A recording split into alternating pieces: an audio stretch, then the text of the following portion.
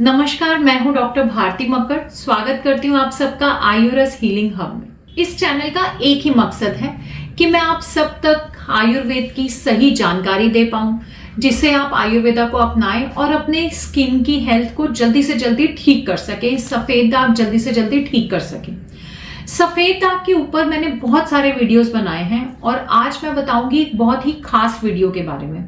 क्या आप जानते हैं कि ऐसी कुछ छोटी छोटी बातें हैं जो सफेद दाग में बड़ा बदलाव लाती हैं? तो क्या आपको वो बातें मालूम है? क्या वो आपसे नजरअंदाज तो नहीं हो रही? आज की इस वीडियो में मैं आपको बताऊंगी कुछ छोटी छोटी बातें जिन्हें अगर आप ध्यान में रखेंगे तो आपकी रिकवरी भी तेज रहेगी और सफेद दाग बढ़ेंगे भी नहीं। आइए शुरू करते हैं।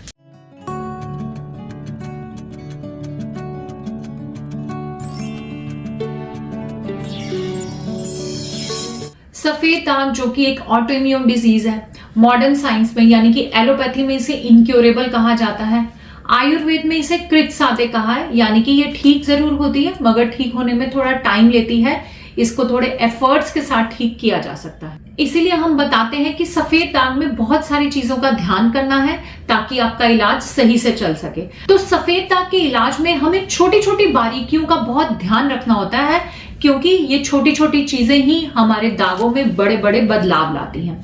तो इसमें जो सबसे ज्यादा 5 इंपॉर्टेंट बातें हैं वो मैं आज आपसे शेयर करूंगी। नंबर 1, सफेद दागों पर दवा का इस्तेमाल करना बिना डॉक्टर के सलाह का। जी हाँ जी, सफेद दाग आपके बहुत तरह के होते हैं। कई बार दाग बढ़ रहे होते हैं, कई बार दाग रुके हुए होते हैं। जब दाग रुके हुए होते हैं तभी हम उसमें लगाकर धूप में बैठने की दवा देते हैं। धूप वाली जो दवा है ये आपको कभी भी बिना डॉक्टर की सलाह के इस्तेमाल नहीं करना चाहिए। कई बार मैं सुनती हूँ कि पेशेंट मेरे पास आते हैं कि हमने बाकुची का तेल लगाकर धूप लगा ली, हमारे दाग एकदम से फैलने लगे। हमने ये वाला ऑयल लगा लिया और धूप में बैठ गए, दाग एकदम तेजी से फैलने लगे। ऐसी बहुत सारी ऑइंटमेंट्स मार्केट में है जो कि कई बार किसी पेशेंट्स में बहुत अच्छा काम करती हैं, लेकिन वही दवा जब कोई दूसरा पेशेंट लगा के धूप में बैठता है तो दाग बढ़ने लग जाते हैं। ऐसा क्यों है? क्योंकि दागों की स्थिति अलग अलग है। जब आपके दाग रुके हुए होते हैं तब आपको दवा ऐसी इस्तेमाल करनी चाहिए जिसे आप लगा के धूप में बैठ सके।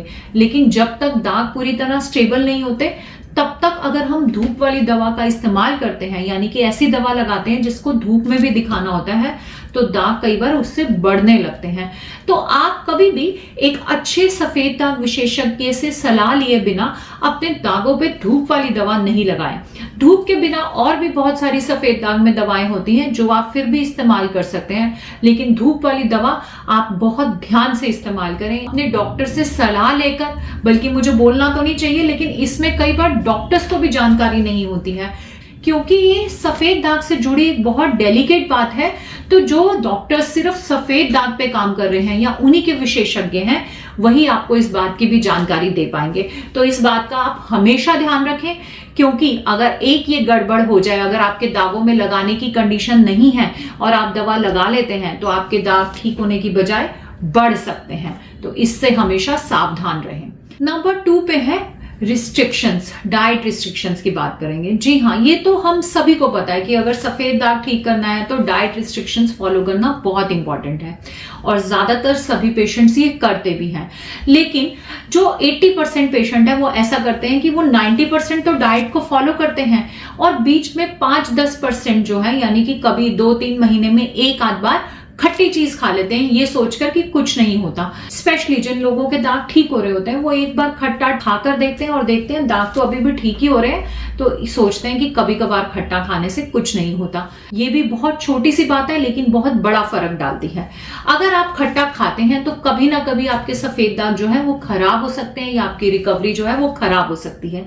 तो अगर आप 90% आपने डाइट फॉलो कर ही रहे हैं, आप खट्टा नहीं खा रहे हैं, तो कभी कभार खट्टा खाने का लालच छोड़ दीजिए। कभी कभार अगर आप चीट डे करना चाहते हैं तो आप मैदे की चीज का सेवन फिर भी कभी कभी कर सकते हैं, लेकिन जो चीजें खट्टी हैं, जो सफेद दाग में एकदम मना है, जैसे कि नींबू, दही, संतरा, आम, ऐसी चीजों का इस्तेमाल आप एक बार भी ना करें। गोलगप्पे का पानी, ये चीज आप ये ना सोचे कि मैं एक बार ले लेता हूं, मेरी रिकवरी तो आ ही रही है। ऐसा करने से भी आती हुई रिकवरी कई बार चली जाती है और उल्टा दाग बढ़ने लगते हैं। नंबर 3 पे जो मुझे लगता है वो सबसे इंपॉर्टेंट है कि बिना डॉक्टर की सलाह लगा के दवाई को कंटिन्यू रखना।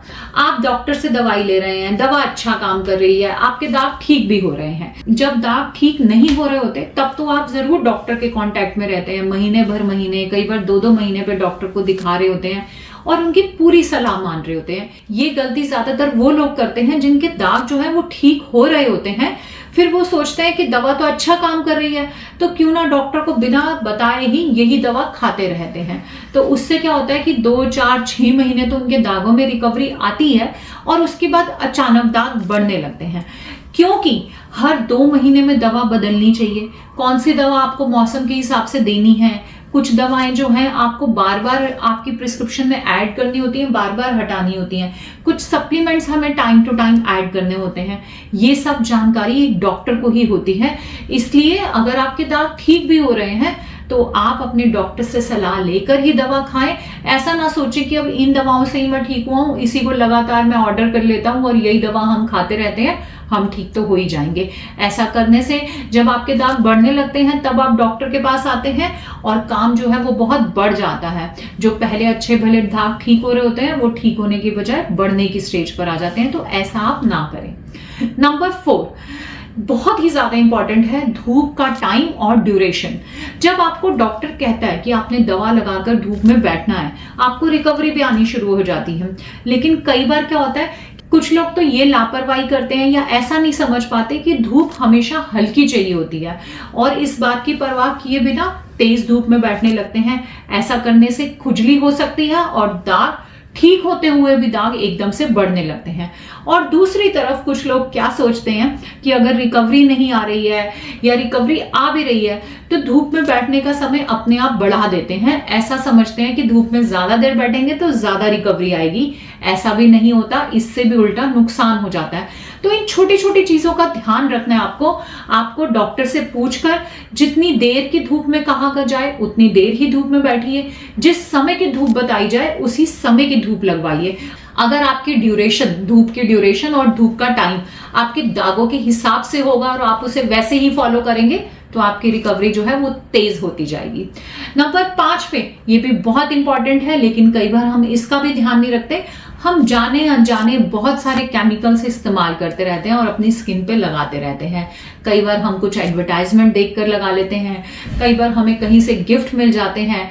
इस तरह से हम ऐसा साबुन, ऐसा शैम्पू इस्तेमाल कर लेते हैं, स्पेशली अगर हमें सफेद दाग है तो बिल्कुल नहीं करना चाहिए जिसमें कि केमिकल्स हो, क्योंकि केमिकल्स जो है तुरंत असर नहीं करते पर धीरे धीरे ये सफेद दाग में जो हीलिंग करने वाली सेल्स हैं उनको वीक कर देते हैं। और अगर केमिकल्स का इस्तेमाल लगातार हमारे स्किन पे होता रहे तो धीरे धीरे उसका ये असर होता है कि स्किन में दवाई का असर बंद हो जाता है और हीलिंग करने में बहुत मुश्किल आती है।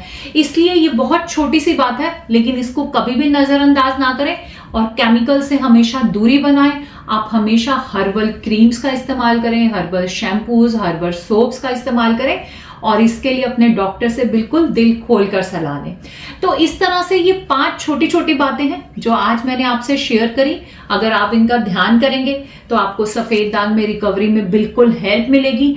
आपको इनमें से कौन सी बात नहीं पता थी ये कमेंट बॉक्स में लिखकर मुझे जरूर बताएं और फिर आपसे मिलेंगे एक अगले वीडियो में एक नए टॉपिक के साथ। अभी तक अगर आपने मेरा चैनल सब्सक्राइब नहीं किया है तो चैनल को सब्सक्राइब जरूर करें, वीडियो को लाइक करें, ज्यादा से ज्यादा लोगों को शेयर करें।